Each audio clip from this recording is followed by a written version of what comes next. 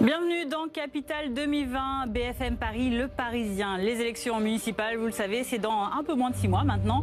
Alors sur BFM Paris, avec Marianne Guéraud, journaliste du service politique du Parisien, nous vous donnons les clés pour élire vos futurs maires. Aujourd'hui, nous recevons le candidat Pierre-Yves Bournazel. 2 objectifs, connaître son programme et sa personnalité. En attendant, voici le programme. Dans la rubrique Paris News, nous reviendrons avec Pierre-Yves Bournazel sur l'actualité parisienne. Dans Paris Screen, on s'intéressera ensuite à sa connaissance de la vie quotidienne d'un Parisien. Notre journaliste Alexia Elisabeth décryptera ensuite dans Paris Focus une thématique de fond sur laquelle l'invité détaillera son axe de programme, les transports. Ce soir, c'est le programme.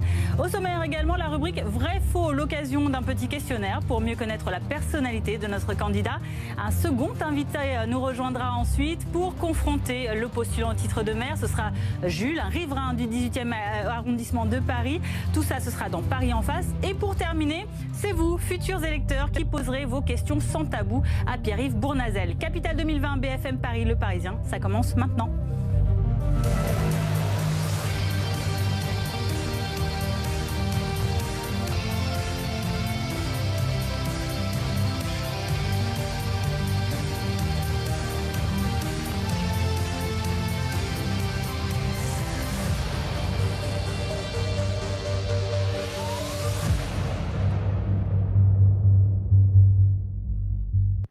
Et pour commencer, on vous rappelle qu'à tout moment de l'émission, surtout, vous pouvez réagir sur les réseaux sociaux avec le hashtag BFM Paris. Pierre-Yves Bournazel, bonsoir. Bonsoir. Merci d'avoir accepté notre invitation ici sur le plateau de Capitale 2020. Vous êtes donc en lice pour le fauteuil de maire de Paris en 2020. Vous êtes actuellement député de la 18e circonscription de Paris. On va apprendre à mieux vous connaître ce soir. Face à vous, dans cette émission, eh bien, elle est conçue avec le Parisien. C'est Marianne Guéraud, journaliste politique du Parisien, qui m'accompagne ce soir pour vous interroger et aussi pour vous faire découvrir à tous nos téléspectateurs ce soir. Pierre-Yves Bournazel, tout d'abord, vous l'assumez, je vous cite, vous êtes le petit poussé de cette campagne, c'est ce que vous avez déclaré récemment, vous semez vos cailloux depuis de nombreuses années maintenant. Eh bien, on a envoyé l'une de nos journalistes dans les rues de Paris justement pour savoir ce que les Parisiens connaissent de vous. Voici leur réponse, on en parle ensuite. Non, ça me dit rien. Du tout. Du tout. Et si je vous montre sa photo? Pas plus. Pas plus, non. Alors non, pas plus que ça. J'ai juste déjà entendu son nom à une émission, mais c'est tout. Je pense que médiatiquement, les 3 qui prennent la place, c'est Hidalgo, Vianney et Griveaux. Et puis c'est eux qui nous intéressent, c'est ceux qui sont en tête. Il me semble que c'est le candidat écologiste qui est candidate pour la mairie de Paris. Oui, c'est un député de la Creuse, peut-être, je ne sais pas. Enfin, Bournazel, Bournazo, oui. Voilà, oui, vaguement. Je ne sais plus de quelle tendance il est, de quel bord il est. De la droite, je présume. Une chose est sûre, ce n'est pas un député de la Creuse, on peut déjà rassurer cette dame. Marianne Guéraud, on le voit, notre candidat, sous un petit déficit de notoriété peut-être encore. C'est ce qu'il apparaît en tout cas dans les réponses des personnes qui ont été interrogées. Ce manque de notoriété, c'est un peu votre talon d'Achille en ce début de campagne. Peu de Parisiens vous connaissent. Qu'est-ce que vous allez faire pour essayer de gagner un peu de popularité et de notoriété auprès des électeurs parisiens ? Une campagne, c'est fait pour connaître les candidats, leur parcours et leurs projets. Donc la notoriété, elle se gagne le temps d'une campagne électorale. En revanche, j'ai une légitimité. Et ma légitimité, c'est que je suis élu de Paris et du 18e arrondissement depuis 11 ans. J'y ai connu des défaites et des victoires surprenantes en 2017, puisqu'on m'avait expliqué que je n'avais aucune chance de gagner la 18e circonscription de Paris, et les habitants m'ont fait confiance. Cette légitimité repose sur une connaissance profonde de la vie quotidienne des Parisiennes, des Parisiens, et sur une compétence sur les dossiers, et je crois que c'est une force et une singularité dans cette campagne pour incarner une alternative à Madame Hidalgo. On avait fait le même procès à Bertrand Delanoë. Avant 2000 ans, on l'avait dit, vous n'êtes pas assez connu pour affronter d'abord Jack Lang au Parti Socialiste, puis Philippe Séguin, et à la fin, elle est devenue maire de Paris. Je crois que c'est vraiment la légitimité, c'est vraiment l'ancrage dans une ville, le ressenti de la ville, et le bon projet, la bonne équipe qui permet, je pense, de rassembler dans 6 mois. Et donc c'est pour ça que vous allez commencer à distribuer des tracts dès ce week-end, là, oui. C'est un peu tôt, non Non, écoutez... Vous pensez que les Parisiens sont déjà... J'ai publié un livre, Revoir Paris. J'ai publié plusieurs livrets de propositions sur la propreté, l'espace public, sur l'éducation, sur les familles. On va continuer de le faire. J'ai rassemblé une équipe diverse qui va aussi bien de Jean-François Lamour, ancien ministre de Jacques Chirac, champion olympique dans les années 80, à Moubouakaz, qui était adjoint de Bertrand Delanoë à la ville de Paris, avec des hommes et des femmes qui viennent du centre, de la société civile. Bref, ce qui m'intéresse, c'est la compétence, c'est l'énergie au service de Paris. Je ne suis pas dans une démarche nationale et partisane. Je n'ai pas une grosse machine derrière moi, mais j'ai un projet, j'ai j'ai une équipe, j'ai une volonté, j'ai une expérience et j'ai envie d'être le prochain maire de Paris parce que je suis prêt à l'être. Légitimité, compétence, on a entendu, vous comptez donc mettre à profit évidemment votre travail face à ces personnes qui vont vous élire dans quelques mois. Alors pour en savoir un peu plus, on a fait un portrait quand même assez rapide pour savoir qui vous êtes. Tout d'abord vos origines, vous avez 42 ans, vous êtes né en Auvergne, à Rion et Montagne. Vous avez fait vos études à Tulle, c'est ça, en Corrèze, diplômé de l'Institut d'études politiques ensuite de Toulouse. Vous êtes issu de la classe moyenne, c'est ce qu'on peut dire jusqu'à présent, c'est à peu près oui, correct. comme beaucoup de Parisiens qui sont venus du monde entier ou de leur province. Exactement. Conquérir leur liberté. Tout à fait. À titre personnel, la petite rubrique hobby du CV. On apprend que vous lisez beaucoup, que vous soutenez notamment la librairie indépendante. Vous aimez le cinéma, le théâtre, le sport. Vous faites particulièrement de la course à pied. Et votre passion pour la politique vous viendrait de votre grand-père maternel. C'est vrai. Mon grand-père a fait la guerre de 40. Il a été blessé et il m'a donné le goût de l'histoire, la passion du service de mon pays. Alors, on ne faisait pas de politique chez moi, mais on aimait son pays, on aimait son territoire. Et moi, ce que j'ai compris, c'est qu'il fallait s'engager. Et mes parents ont été très étonnés lorsque je me suis engagé en politique, mais j'ai ça en moi. Difficile d'expliquer d'où ça vient. En tout cas, je pense que ça vient probablement de cette transmission du goût d'histoire de mon grand-père. Oui. Alors, votre parcours politique, vous n'avez que 42 ans, j'ai dit tout à l'heure, mais il est déjà assez riche. En effet, vous êtes élu depuis longtemps à Paris, mais vous avez commencé déjà la politique dès 2004. Tout d'abord à l'UMP. 2007-2009, vous êtes aux côtés de Rachida Dati, qui est alors ministre de la Justice. Vous êtes son chargé de communication. En 2011, vous êtes secrétaire national de l'UMP, en charge des grandes métropoles, notamment du Grand Paris. Vous êtes déjà sur les gros dossiers qui intéressent notre région encore aujourd'hui. Première tentative pour les municipales, c'était en 2013. Vous avez déclaré être candidat. C'est Nathalie Kosciusko-Morizet qui a gagné à l'époque. Vous êtes devenu son porte-parole de campagne à ce moment-là.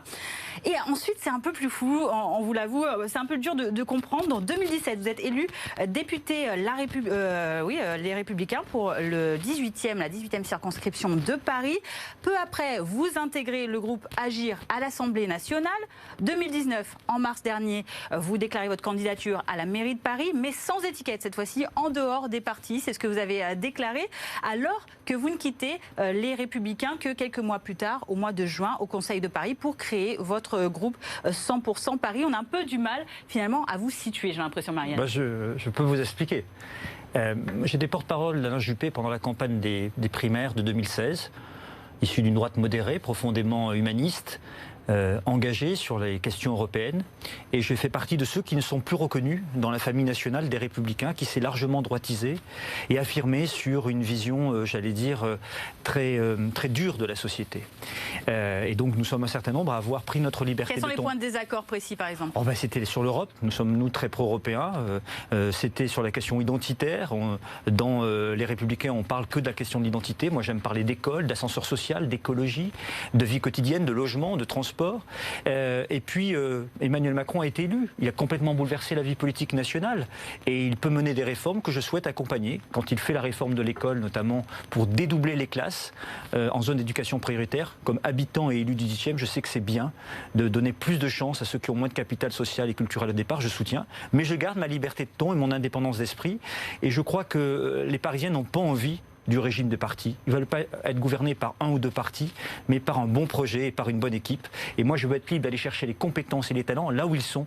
Et c'est pas. Vous comprenez que ça ne parle pas forcément très bien aux électeurs. Ils ont peut-être encore des étiquettes un peu droite, gauche, quand même. centre. Vous partez d'abord aux côtés de l'UMP Françoise de Panafieux. Maintenant, vous prenez souvent en exemple le candidat, l'ancien maire socialiste Bertrand Delanoë.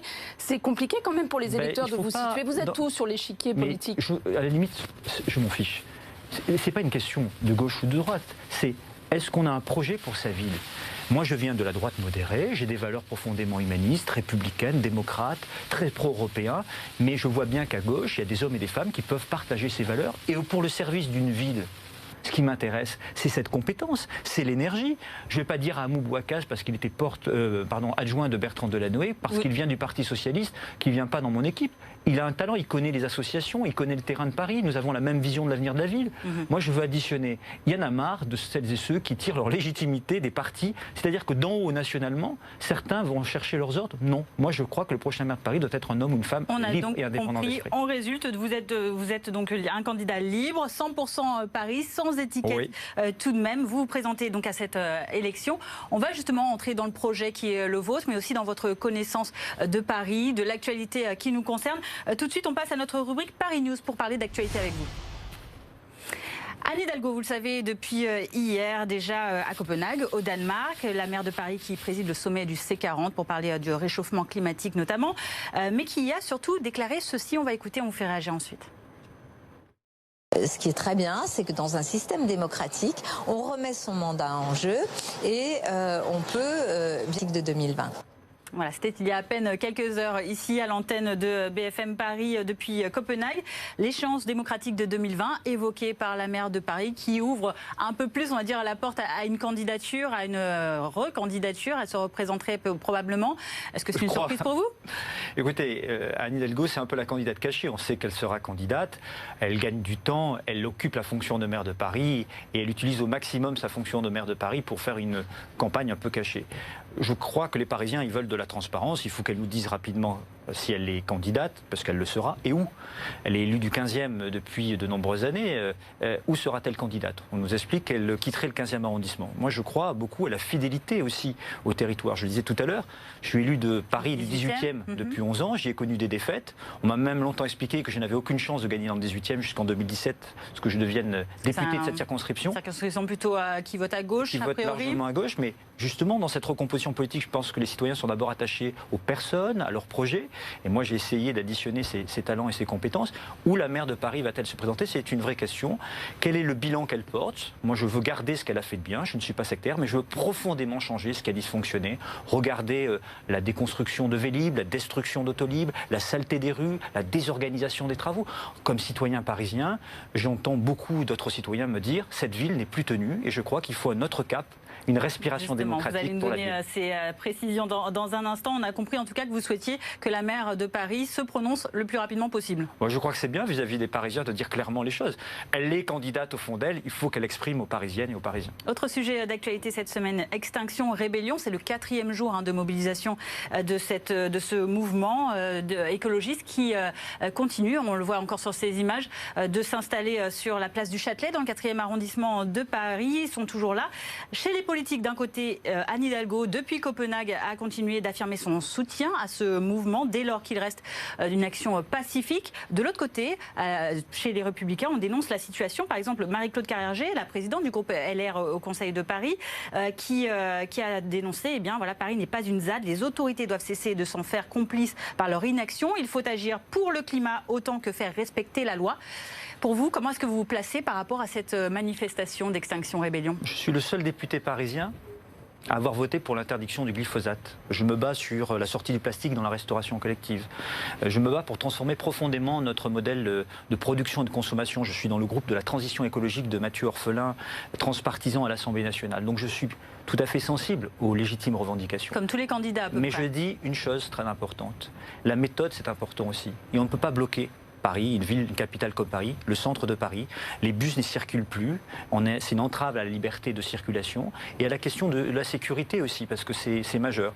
Donc je pense qu'il y a d'autres façons de revendiquer, et il y a d'autres façons d'exprimer son opinion. Il y a des forums pour ça, il y a des places qui peuvent être occupées dans des moments adaptés, le week-end, le soir, il peut se passer des choses. Moi, je suis pour la discussion, je suis pour qu'on porte ces sujets, mais je suis pour le faire dans le respect de la loi et dans le respect du domaine public qui doit être préservé. Et je considère que la maire de Paris n'est pas à la hauteur de sa fonction, parce que quand on est maire de Paris, on doit tenir le même discours à tous les citoyens. Que se passait-il si ces personnes allaient à l'hôtel de ville? Elle dirait, c'est bien, ils occupent l'hôtel de ville et c'est normal? Non. Donc je pense qu'il faut tenir le même discours de lucidité, de cohérence à tous les citoyens, quels qu'ils soient, même si on partage leurs opinions. Ces citoyens qui se posent la question aussi de où est la police, que fait la police? Parce que là, ça fait 4 jours tout de même que cet espace public, vous le rappelez, est occupé sans être libéré. Moi, je suis pour le dialogue. Je ne suis pas pour une démonstration de force, je suis pour le dialogue, pour qu'on dise, voilà, pour des raisons de sécurité, pour des raisons de liberté de circulation, il faut trouver d'autres moyens de revendiquer vos positions. Pierre-Yves Bournazel, on continue, on va tester votre connaissance de la vie quotidienne des Parisiens tout de suite. Quiz. C'est Paris Screen, vous connaissez déjà bien la musique, on regarde. 5 questions pour vous Pierre-Yves Bournazel, c'est parti, on commence. Combien coûte le pass Navigo mensuel, toute zone? 75 €. Très bien, 75,20 €. On vous accorde le point. Quel est l'arrondissement le plus peuplé de Paris? Le 15e arrondissement. Vous savez à peu près le nombre d'habitants? Je dirais 240 000. Très précis, 237 120 habitants en 2013, dernier recensement.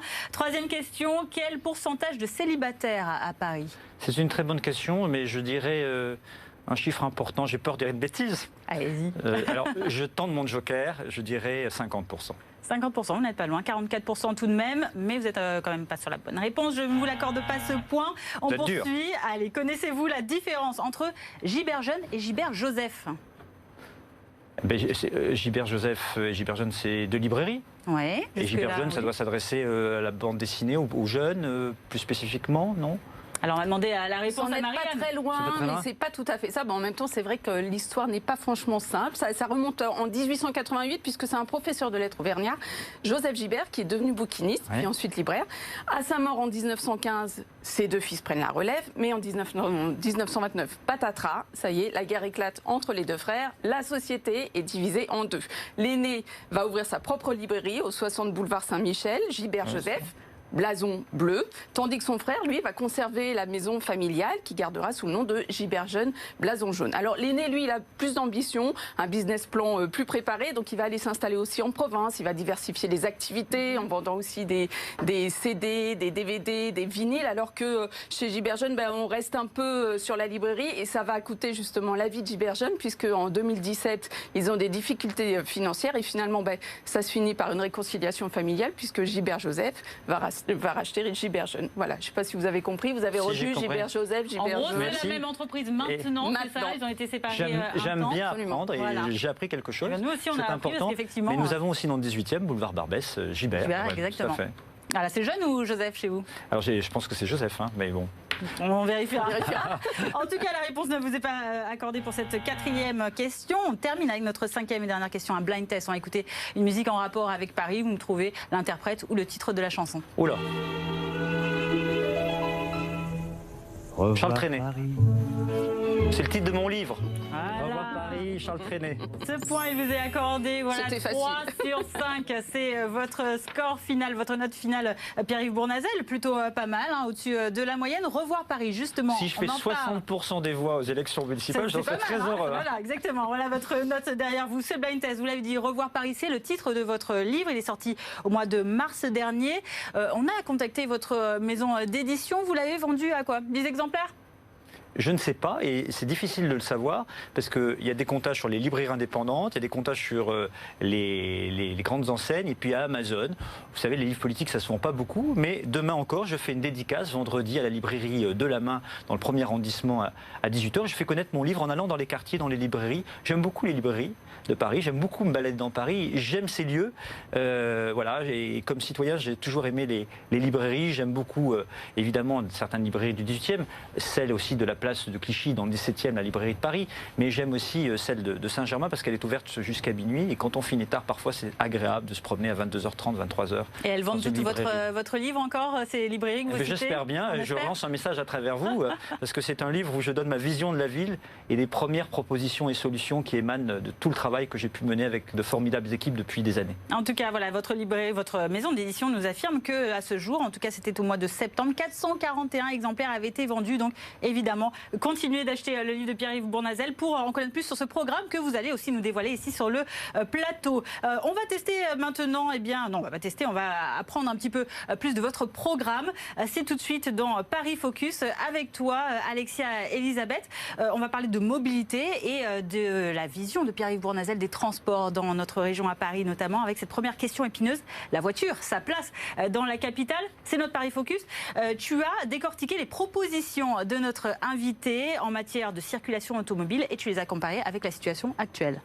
Exactement. Pour vous, Pierre-Yves Bournazel, la stratégie va se dérouler en deux axes, notamment réduire la place de la voiture en ville, mais également lutter contre la pollution. Alors, premièrement, donc, il faudra redonner de la place aux piétons. Pour cela, vous proposez 10 000 places de stationnement aux abords de Paris. Donc, 10 000 places de stationnement, des parkings sécurisés, mais aussi gratuits. Vous proposez surtout de travailler en étroite collaboration collaboration avec la région Île-de-France. Aujourd'hui, ce n'est pas vraiment le cas. La ville a financé 1170 places pour les proposer à 75 € par mois aux abonnés, mais ils ne sont pas accessibles aux abonnés Navigo et sont donc assez peu fréquentés. La région a pour sa part, elle crée 54 parkings labellisés Île-de-France Mobilité, soit 19 500 places, dont 4 500 sont entièrement gratuites. Vous comptez aussi vous inspirer des Barcelonais et de leur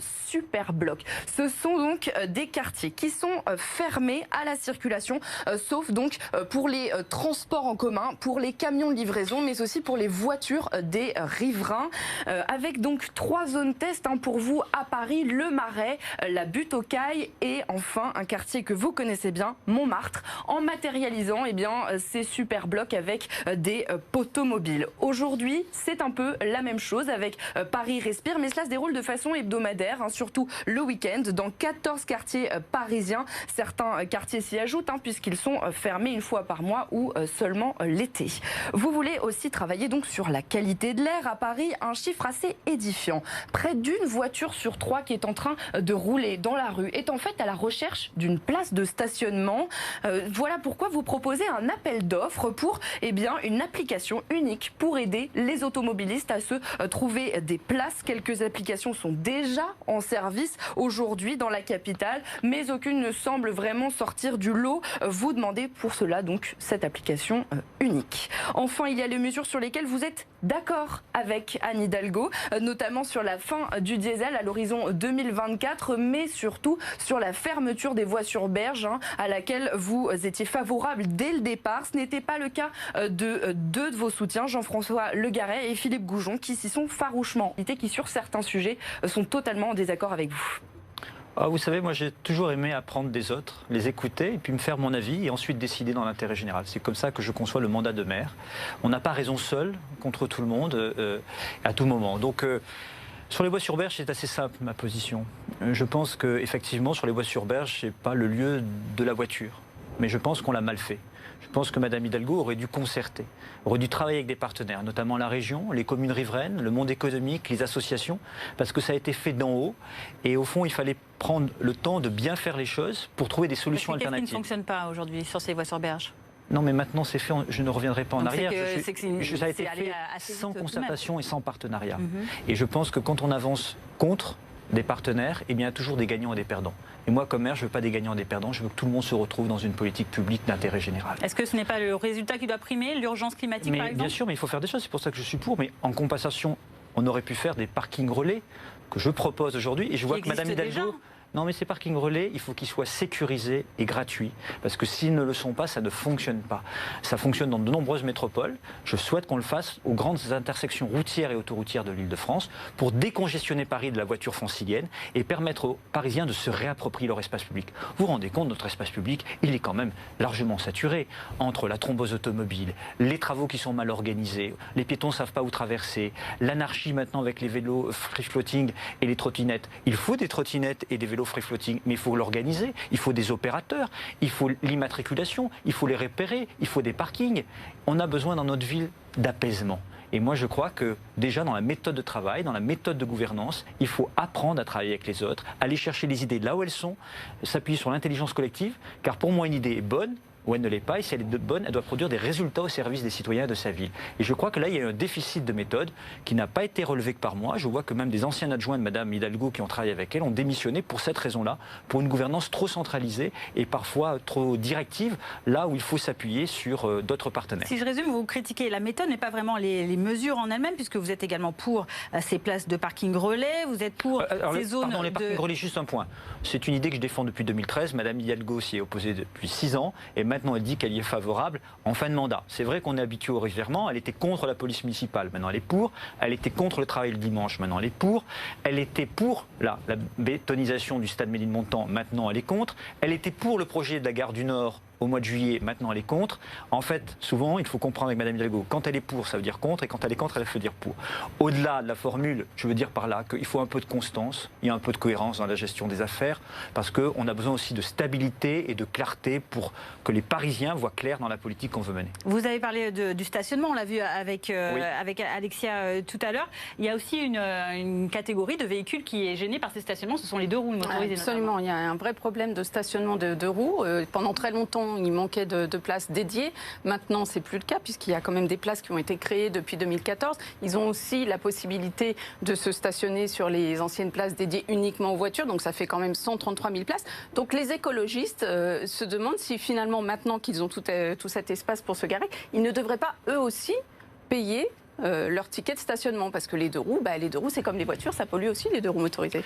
Oui, c'est un vrai sujet. Je me souviens avoir porté il y a de nombreuses années des vœux et des propositions, parce que j'ai toujours été constructif, pour qu'on développe ces parkings de roues motorisées. On a pris beaucoup de retard. Il en faudra d'autres d'ailleurs, et bien aménagés, pour éviter justement l'anarchie et permettre à chacun de pouvoir circuler, se garer librement. Mais il est vrai qu'il faut responsabiliser les acteurs derrière. Et moi, je ne suis pas du tout opposé à cette mesure. Je suis même plutôt favorable. Je la soumets... Vous n'allez pas vous faire des amis avec ça, vous le savez. Mais attendez. Il y a un gros lobby des deux roues. Je souhaite apaiser les choses à Paris. Donc on va dialoguer et discuter. Si on a des places pour garer son deux roues motorisé, eh bien en contrepartie, il faut aussi financer ces parkings-là et l'apaisement de l'espace public. Chacun doit y participer. On ne donne pas de leçons, on n'est pas directif, on construit des politiques publiques pour que chacun trouve sa place dans la ville. Mais à un moment donné, il faut bien financer ces mesures-là et il faut le faire dans une vision de moyen et de long terme. Et moi, je suis prêt à ce dialogue-là, mais j'ai aussi un cap, j'ai aussi une vision de ce que je veux pour Paris demain. Et à Paris, il faut remettre de l'ordre dans l'espace public, il faut l'apaiser et il faut que chacun contribue à sa place à la réduction de la pollution de l'air et à l'apaisement de la voirie en garant bien son véhicule, quel qu'il soit d'ailleurs, au bon emplacement. Ce qui nous amène justement à une nouvelle catégorie de véhicules que l'on voit de plus en plus dans nos rues parisiennes, ce sont les trottinettes. Elles aussi, elles posent problème. Ça aussi, on peut dire que cette catégorie-là, elle n'apaise pas franchement la cohabitation sur les trottoirs et même sur la route. La ville vient de lancer un appel d'offres pour choisir 3 opérateurs de trottinettes, alors qu'aujourd'hui on en a 7 qui se disputent le marché parisien, avec pour objectif un total de 15 000 engins sur toute la capitale. Est-ce que c'est une bonne façon justement de mettre fin à l'anarchie qui règne depuis plusieurs mois sur les trottoirs de la ville? Là aussi, on a un temps de retard, puisqu'il y a de longs mois, j'ai proposé qu'il y ait des opérateurs. Madame Hidalgo et son équipe ont malheureusement pas anticipé ce nouveau phénomène, parce qu'on ne peut pas accepter que chacun s'approprie le domaine public. Moi, je suis pour le développement des trottinettes et des vélos en free floating, mais il faut que ça soit organisé. Donc je veux qu'il y ait des opérateurs, effectivement. Ces opérateurs doivent être responsabilisés. Il y aura des parkings qui seront prévus pour ces vélos et des parkings prévus pour les trottinettes. Ils seront trottinettes comme vélos immatriculés pour responsabiliser aussi les usagers, et ceux qui ne gareront pas au bon endroit seront aussi sanctionnés et verbalisés. Voilà, je pense que quand on a une organisation de l'offre, quand on peut se garer quel que soit son mode de déplacement, et lorsqu'on sait qu'on peut être sanctionné si on a un comportement irresponsable, eh bien je pense qu'on améliore largement les choses. Pierre-Yves Bournazel, autre point de programme sur lequel on aimerait travailler, avoir un peu plus d'informations de vous, c'est le volet social de Paris. On va l'aborder avec toi, Marianne. On parle notamment des familles du 3e âge également, de cette population vieillissante à Paris. Vous avez évoqué vous-même ces livrets dans lesquels vous avez fait des propositions pour ce type de personnes. Quelles sont d'après vous les priorités à mettre en place pour aider les familles dont beaucoup quittent de plus en plus la capitale, pour aider ces familles-là à rester à Paris? Oh, il y a beaucoup de points. D'abord, il y a la question du logement. Pour les familles, la pièce supplémentaire est chère et donc c'est la galère. À 10 000 € le mètre carré en moyenne à l'achat, à 31 € le moyenne du mètre carré la location, c'est quand même très difficile aujourd'hui. Donc moi je souhaite arrêter l'hyperdensification et le bétonnage de Paris. Donc en contrepartie, je suis prêt à requalifier des bureaux usagés qui ne servent plus à l'activité économique et les reconvertir en logement, et pour les destiner principalement aux classes moyennes et aux familles pour qu'elles restent dans Paris et qu'elles assurent la diversité sociale. Ça me paraît important. Mais pour leur faciliter la vie au quotidien, le logement c'est important, on y viendra plus tard, mais pour le quotidien, pour la vie quotidienne, qu'est-ce que vous leur proposez pour... Pour la vie quotidienne, il y a notamment les infrastructures culturelles et sportives. Je pense que les familles doivent être prioritaire. On n'a pas assez de place dans les conservatoires. Je propose depuis très longtemps, par exemple dans le 18e arrondissement, qu'on ait un nouveau conservatoire digne de ce nom qui puisse accueillir toutes les familles. Je souhaite étendre les horaires des services publics municipaux, que ce soit les mairies d'arrondissement, les conservatoires, les bibliothèques qui sont ouvertes que 38 heures par semaine en moyenne à Paris, contre 98 heures à Copenhague. Dans le prochain mandat, je souhaite élargir ces horaires. Je souhaite ouvrir les crèches, non plus jusqu'à 18h30, mais jusqu'à 19h30. Donc je souhaite vraiment favoriser les familles et que le rythme des services municipaux s'adaptent au rythme de vie des familles pour leur faciliter leur vie quotidienne. Ça ressemble un peu au slogan de NKM en 2014, ça, adapter le rythme de la ville aux Parisiens. C'était une bonne idée, et ces bonnes idées doivent être mises au service de tous. Je crois que c'est ce qu'attendent beaucoup de familles. Les places en crèche, la qualité dans les écoles. Je travaille sur un plan 100% d'alimentation biologique, produits locaux et de saison pour fin 2024 pour l'ensemble des enfants de Paris, car aujourd'hui c'est très inégalitaire. Regardez dans le 18e arrondissement, là aussi les familles se battent parce que la qualité n'est pas au rendez-vous. On peut le faire en s'appuyant notamment sur la région Île-de-France, mais aussi la région Normandie, la région Centre. On travaille avec des experts pour acheminer ces circuits-là qui permettront la qualité. Alors ça concerne les familles, ces mesures. Évidemment, on en parlait également, la population parisienne vieillit de plus en plus également. Bah oui, les plus de 60 ans représentent 20% de la population parisienne. En 2040, ils représenteront un quart de la population. Et curieusement, pour l'instant, dans ce début de campagne, on n'en parle pas beaucoup des seniors. Alors qu'est-ce que vous comptez faire pour les aider, soit à rester à domicile chez eux au maximum, parce que toutes les familles n'ont pas les moyens de placer leurs personnes âgées en maison de retraite, soit justement en termes d'infrastructure pour accueillir ces personnes affaiblies. Quelles sont vos propositions? Alors, il faut bien distinguer dans les seniors, ce qu'on appelle les seniors, c'est les plus de 60 ans. Il y a ceux qui ont une santé fragile parce qu'ils ont rapidement vieilli. C'est la question de la dépendance. Ça concerne plus de 28 000 personnes aujourd'hui à Paris. Là-dessus, on doit faire des efforts sur le maintien à domicile le plus longtemps possible et ensuite des efforts sur l'accueil dans les EHPAD de qualité. Et là-dessus, nous voulons engager une nouvelle politique de renforcement parce que ça va se développer.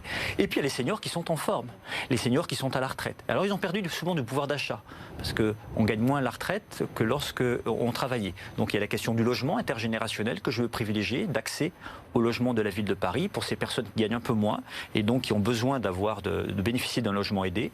Mais je souhaite aussi qu'elles soient utiles à la société. Je sais que beaucoup sont prêts à s'investir dans les associations, notamment pour les jeunes, dans le soutien scolaire. Donc je veux là aussi permettre un certain nombre de choses. Et puis je veux travailler, ça je l'ai fait à l'Assemblée nationale avec un certain nombre de collègues, travailler sur les aidants. On a besoin de reconnaître le statut des aidants. C'est ceux qui aident les personnes très âgées, les personnes dépendantes.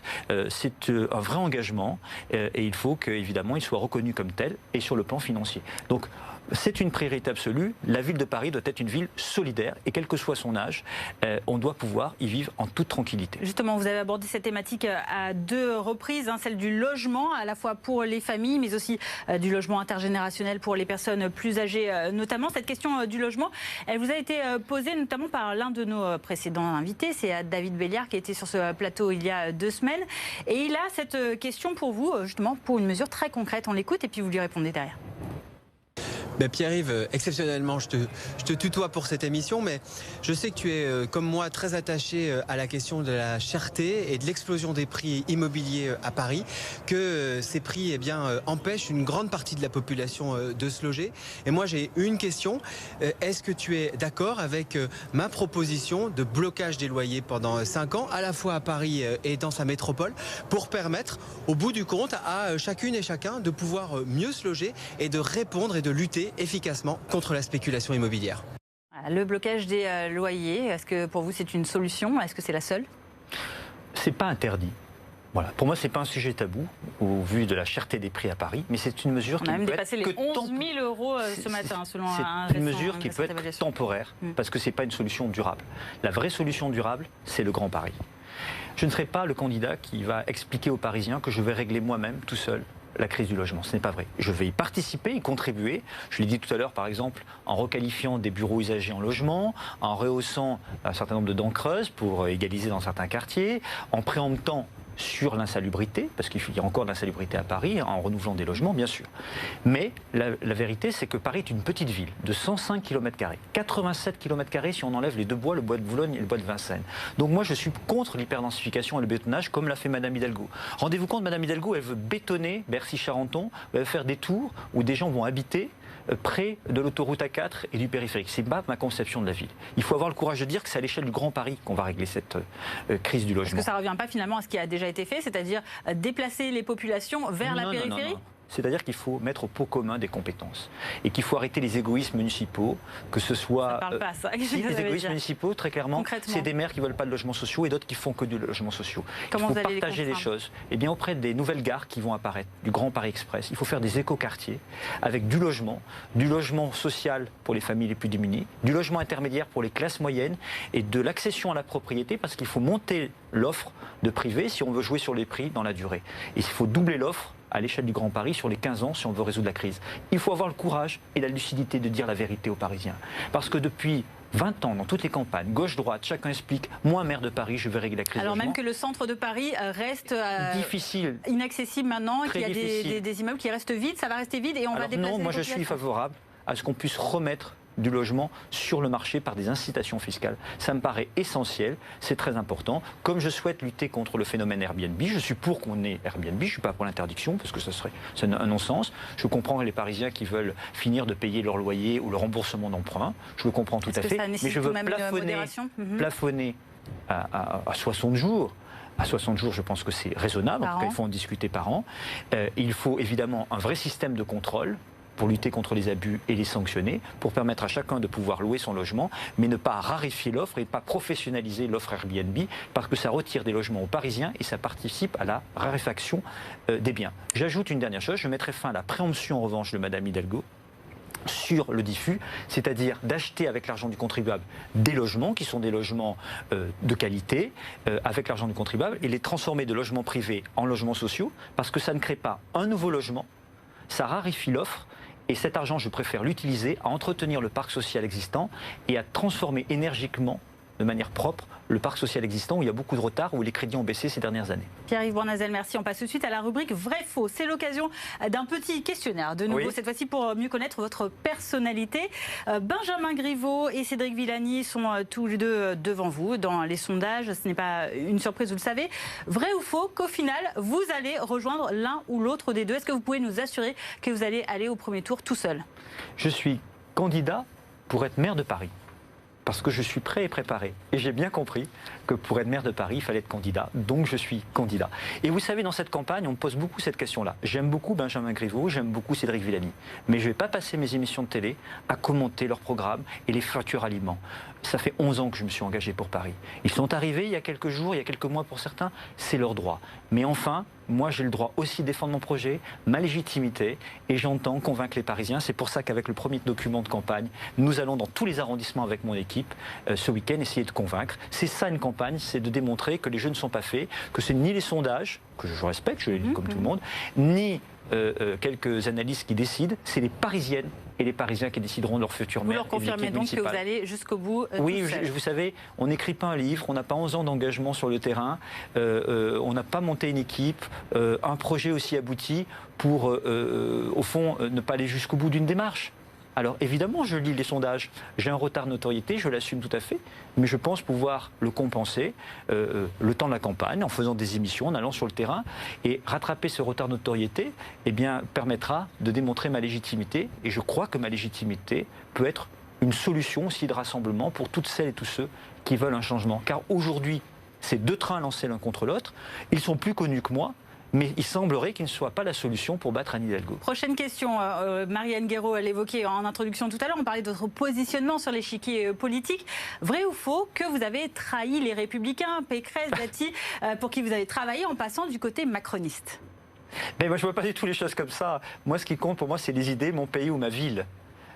Les idées européennes que j'ai portées, Emmanuel Macron, Édouard Philippe les portent bien. J'étais porte-parole d'Alain Juppé avec Édouard Philippe. Donc forcément je me retrouve dans la philosophie. Moi, ce qui m'a choqué sur le plan national, c'est qu'un certain nombre de républicains s'opposent à un gouvernement qui mène des réformes pour lesquelles ils ont milité depuis très longtemps. Je pense que les Français en ont ras-le-bol des oppositions systématiques. Moi-même, je l'ai démontré, j'ai voté des projets de Bertrand Delanoë. Oui, j'assume de dire que Bertrand Delanoë est un bon maire de Paris. Je l'ai dit depuis de nombreuses années. Il a été un maire créatif, Autolib, Vélib. Il avait un rapport à la ville. Il était attaché à la beauté de Paris. C'est inspirant. Voilà, il ne faut pas être sectaire dans la vie. Il faut faire avancer son pays ou sa ville. Et on ne va pas chercher ces consignes dans les arcanes des partis. Vous savez, il y a des gens qui disent il faut penser blanc, il faut penser noir. Puisque X dit blanc, on va s'y opposer puisque nous on est Y. Ça, franchement, les Parisiens, les Français n'en veulent plus. Et moi-même, j'en suis saturé. C'est pour ça que je suis bien content d'être libre dans cette démarche de campagne électorale. Dernière question, vrai ou faux, que vous avez déclaré participer à déstresser les Parisiens. Oui, c'est vrai. Je pense qu'on est une ville stressante au quotidien. Nos lignes de métro sont saturées, il y a des embouteillages partout. La ville est bruyante. Moi, je veux m'attaquer au bruit à Paris. Nous sommes en train de travailler avec des citoyens, avec des experts, à des propositions que nous formulerons dans les prochaines semaines. Le bruit génère beaucoup de stress dans la ville et il contribue à la mauvaise qualité de vie. Et moi, je souhaite être le maire du quotidien qui amène des réponses très concrètes, des solutions opérationnelles pour faire en sorte que chaque Parisien, quel que soit son âge, sa condition sociale, son origine, se sente bien dans la ville. Je crois que c'est important. Nous sommes dans la plus belle ville du monde, nous en sommes fiers, mais notre vie quotidienne s'est quand même dégradée et il faut y remédier. Et concrètement, voilà, vous leur proposez quoi? Des petites activités? Qu'est-ce que c'est pour déstresser un Parisien? Parce que là, il va falloir du boulot. Hein. De répondre aux questions des transports dont on a parlé tout à l'heure, régler la question du logement, régler les problèmes de lutte contre la pollution. Vous ne pensez pas que les maires précédents ont voulu la même chose? Mais je ne nie pas ça. Bien sûr qu'il y a des choses qui ont été faites. Mais je n'ai pas la baguette magique. Mais j'ai une vision, j'y ai travaillé, j'ai un projet, j'ai une équipe, on a des nouvelles solutions. J'en ai évoqué certaines dans mon livre. Et on va continuer à le faire. Je veux dire, si tout avait été réussi, ça se verrait. Si tout était mauvais, ça se verrait aussi. Il faudra garder la part de réussite, mais il va falloir profondément changer avec une nouvelle énergie ce qui a dysfonctionné. Et je pense que celles et ceux qui travaillent depuis très longtemps à ce nouveau projet ne sont pas les plus mal placés pour le porter et l'incarner dans l'avenir. Pierre-Yves Bournazel, vous l'avez remarqué, Marianne Guéraud du Parisien nous a quittés pour laisser la place à un second invité qui nous rejoint ce soir pour vous interroger. Bonsoir, c'est l'occasion de ce pari en face. Julien, vous êtes un citoyen, vous habitez le 18e arrondissement de Paris, vous êtes très actif notamment sur les réseaux sociaux. Vous mettez régulièrement des vidéos qui montrent l'état de délabrement que vous, en tout cas, constatez dans votre arrondissement, qui est également le vôtre. Quelles sont vos questions à Pierre-Yves Bournazel? Eh bien, écoutez, moi, je vais essentiellement parler avec vous de la propreté, et notamment dans le 18e arrondissement. Globalement, j'ai l'impression, et je ne suis pas le seul, que la propreté dans tout Paris se dégrade. Il y a eu des articles dans les médias, sur les réseaux sociaux, on le voit ces derniers temps.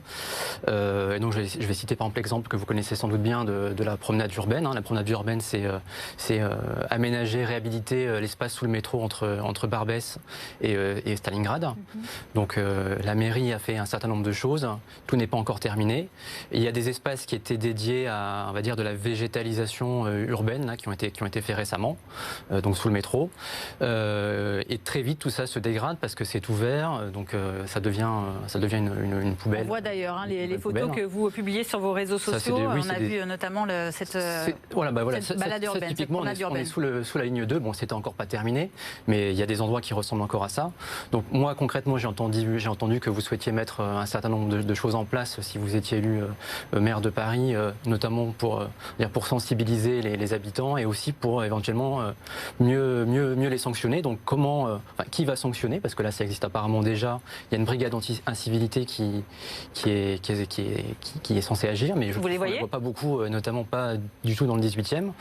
Donc est-ce que vous allez mettre plus de moyens là-dedans? Et après, comment vous allez appliquer, on va dire, les peines? Parce que j'ai entendu dire que vous souhaitiez mettre en place des travaux d'intérêt généraux éventuellement. Et après, derrière, qui va dimensionner la peine et comment vous êtes sûr que ça va être appliqué derrière? D'abord, je partage votre constat. C'est important qu'on voit lucidement les choses. Paris est une ville salie, c'est ce qu'a dit Mme Hidalgo, elle a raison, mais c'est aussi une ville sale, il ne faut pas se le cacher, c'est les deux. Alors il faut traiter les deux, et il faut essayer d'inverser des tendances. Je crois d'abord qu'il faut déconcentrer les pouvoirs parce que vous savez aujourd'hui que la compétence est une compétence de la mairie centrale et je pense que le nettoiement des rues doit être au plus près du terrain, confié aux mairies d'arrondissement parce qu'elles connaissent mieux les besoins et elles sont en contact direct avec les habitants. Je souhaite mettre plus de balayeurs. Et comment je les trouve, ces balayeurs? D'abord parce que je vais privatiser l'ensemble de la collecte des ordures ménagères à Paris. C'est le cas dans la moitié des arrondissements, mais dans l'autre moitié, c'est encore en régie municipale. Or, les rapports de la Chambre régionale des comptes démontrent que le privé fait très bien le travail. Donc, on privatise l'ensemble et on récupère une partie des agents qui étaient en charge de la collecte des ordures et on les remet sur le terrain, sur le nettoiement et sur le balayage. Ça va me permettre d'étendre les horaires de balayage et de nettoiement jusqu'à 20h l'hiver et jusqu'à 23h l'été. Parce qu'aujourd'hui, c'est jusqu'à quelle heure? C'est beaucoup plus tôt, donc plus on nettoie plus on respecte l'environnement, plus c'est sale, plus les gens ont un comportement incivique. Donc déjà, on va renforcer les compétences sur le terrain et on va davantage nettoyer.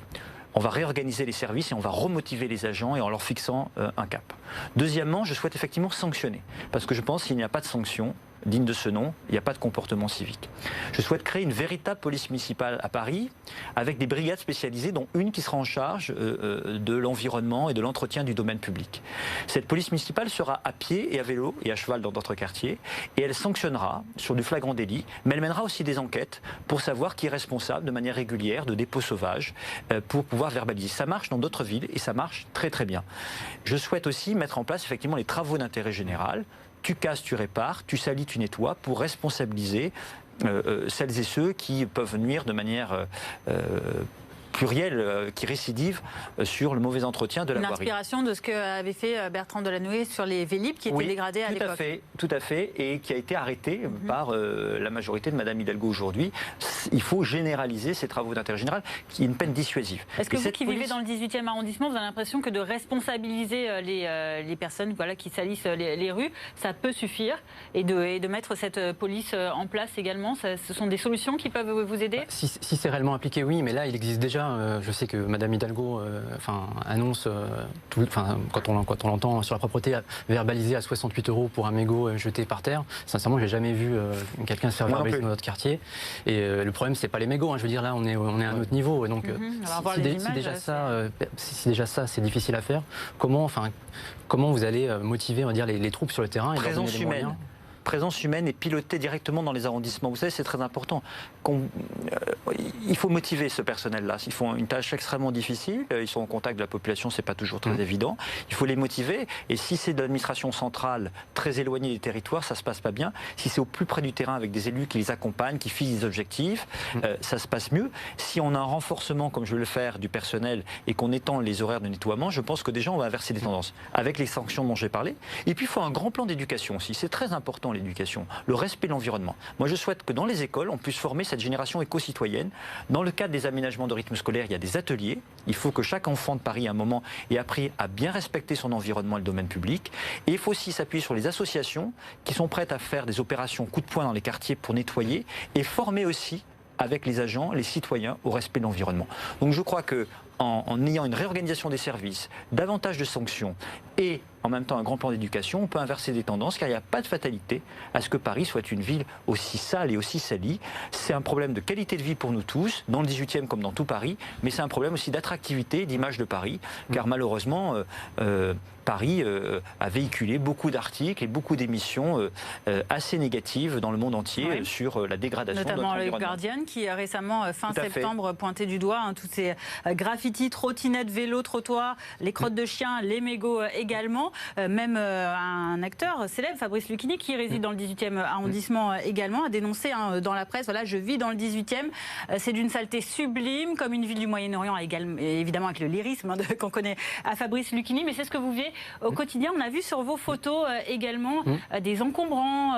Quels sont en fait les grands types de saleté que vous constatez dans votre arrondissement? Justement, sur les encombrants, il y a les encombrants, on va dire, légaux, qui sont déclarés dans ma rue, où la personne a l'appel, et là du coup c'est fait un bonnet du fort, mais après c'est censé être évacué rapidement. Ça l'est pas forcément toujours, puisque moi qui l'utilise dans ma rue, souvent on me dit oui, ça a été enlevé, en fait c'est toujours là alors que c'est censé être évacué. Mais il y a aussi les dépôts sauvages, où là c'est les riverains eux-mêmes qui signalent en prenant une photo du dépôt, et c'est censé être traité derrière aussi. Mais moi, ce que je suggère, c'est mieux utiliser les données dans ma rue en masse, parce qu'il y a des décharges clandestines où il y a des dépôts qui sont récurrents. Je pense que les gens pensent qu'en fait c'est une décharge clandestine en fait. Et du coup, il faudrait plus les cibler et passer tous les jours, pas forcément que les gens aient besoin de toujours signaler Vous avez raison. En fait. Je pense qu'il y a une application qui existe aujourd'hui, apparemment elle n'est pas efficace. Qui est un bon outil, mais qu'il faut davantage rendre opérationnel. Et puis surtout, vous savez qu'il y a beaucoup de récidivistes. Moi, je pense par exemple à la place Jeanne Boëck, au carrefour de la rue Clignancourt, de la rue Mirail, de la rue Poulet. On voit là toujours des dépôts sauvages. C'est probablement les mêmes personnes. Je pense que cette police municipale peut mener enquête, retrouver ces personnes et les sanctionner. Je peux vous dire qu'une fois qu'on est sanctionné, on a un comportement beaucoup plus civique. Je pense à la rue Vauvenargues, à une intersection de la même façon, à la porte de Clignancourt, dans d'autres intersections. Enfin, dans tout Paris, on pourrait regarder. On sait qu'il y a des endroits où vraiment, s'il y a une sanction, parce qu'il y a une enquête et un vrai travail, on peut inverser les les tendances. Mais de manière générale, pour inverser la tendance, il faut aussi plus nettoyer et il faut aussi sensibiliser les citoyens à respecter cet environnement. C'est quand même important et je pense que la nouvelle génération peut largement y contribuer et qu'il est important aussi de les former à ce respect de l'environnement. Ça me paraît essentiel. Julien, merci beaucoup d'être intervenu. Vous restez avec nous. Pierre-Yves Bournazel, on passe tout de suite à nos questions sans tabou. Vous allez voir vos futurs électeurs. On est allé à leur rencontre. Ils ont des questions à vous poser directement. On les écoute, vous leur répondez au fur et à mesure. Vous êtes plutôt rive droite ou rive gauche? Je suis plutôt rive droite parce que c'est le 18e. Mais je suis, maintenant que je suis un constructif et que je suis à la fois rive gauche et rive droite. Et quand vous serez le maire on vous le souhaite en tout cas, de tous les Parisiens, est-ce que vous pouvez encore répondre à cette question? J'ai un lien particulier avec le 18e. Qu'est-ce que ça représente pour vous? Un apprentissage incroyable. J'ai beaucoup appris dans le 18e, j'ai beaucoup évolué sur certains sujets, parce que le 18e, c'est un petit Paris de la diversité sociale, générationnelle et d'origine, qui permet de voir Paris en grand, avec ses échecs, avec aussi ses réussites. Et donc, j'y suis profondément attaché. Vous qui vivez rive droite également, dans le 18e arrondissement de Paris, qu'est-ce qui vous plaît dans ce secteur de la capitale? Déjà, je trouve que c'est assez central, donc c'est bien desservi pour sortir, pour aller travailler, c'est très pratique. La ligne 12, la ligne 4, oui. Voilà, ça dessert pour les transports, et puis je trouve que c'est agréable. Il y a beaucoup d'amis qui habitent là aussi, donc j'aime bien, malgré quelques petits défauts dont on a parlé. Deuxième question des futurs électeurs parisiens, pour vous. Vous êtes plutôt à pied ou à trottinette? À pied. À pied? Je suis un piéton, j'adore marcher dans Paris. Vous avez répondu très rapidement. La trottinette, c'est pas votre truc? Non, je ne fais pas de trottinette, je fais un peu de vélo, le taxi, le pass Navigo, à pied, j'aime marcher dans Paris. Et courir même. Dès que j'ai du temps. Alors j'aime courir, ça c'est une activité. Mais dans la journée, j'aime marcher dans Paris. Je trouve que quand on marche, on gagne du temps, parce que d'abord on se pose, on réfléchit, plein de bonnes idées vous viennent.